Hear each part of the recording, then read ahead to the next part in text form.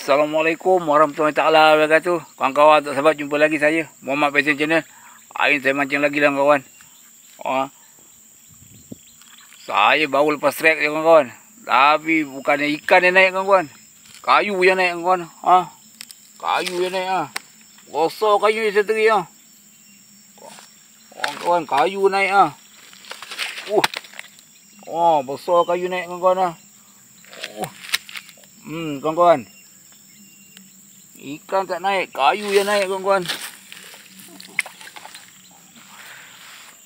Saya trek di bawah kayu lah. Habis ikan locot, kayu yang sangkut. Kan besar kayu tu naik.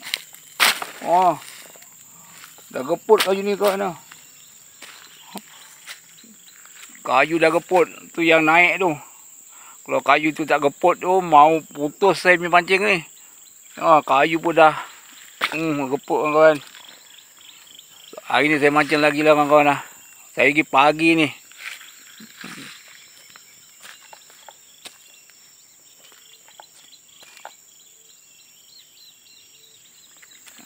Saya pergi pagi lah kawan-kawan, mancing ni lagi. Hari ni saya tak pergi kebun, jadi saya mancing lah. Toman ada strike sekali tadi, tu je dia locot dekat sini. Dekat sini kawan-kawan. Locot, dia bawa buah kayu kayu yang naik, kayu yang sangkut kawan-kawan. Okey kawan-kawan ya, lanjut. Okey kawan-kawan, saya tengok saya tengok pot sebelah ni kawan. Pot sebelah ni.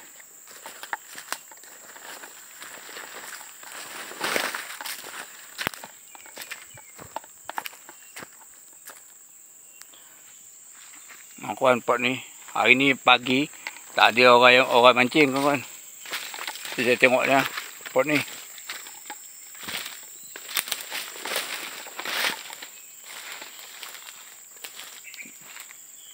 Ni kawan-kawan pot dia.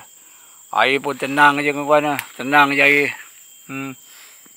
Tak ada yang mancing Ikan pun tak apa. Ikan toman pun tak nampak yang naik tu. Senyap je. Jadi kalau ikan kecil-kecil ni ada lah ni. Macam kalau yang mana minat macam lampam.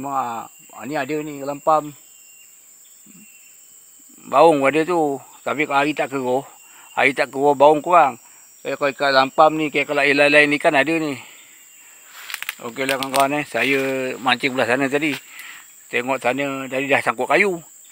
Saya tengok kat sini ni. Kalau sini ada main air, saya lari kemari ni. Tengok pun tak ada jugalah kawan-kawan. Okey lah kawan-kawan Sekian saja konten saya. Assalamualaikum warahmatullahi wabarakatuh.